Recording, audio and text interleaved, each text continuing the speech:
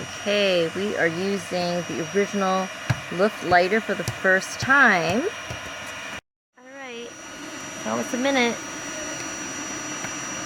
I see red. I see white.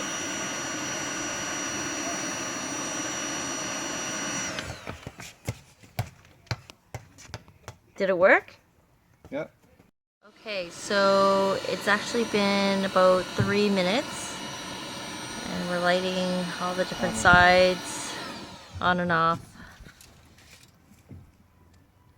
Yeah, you can see that it's turning white.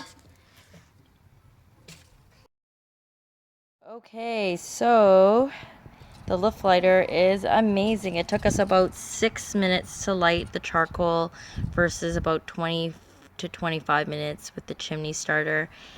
And the smoker temperature is going up. So far, so good.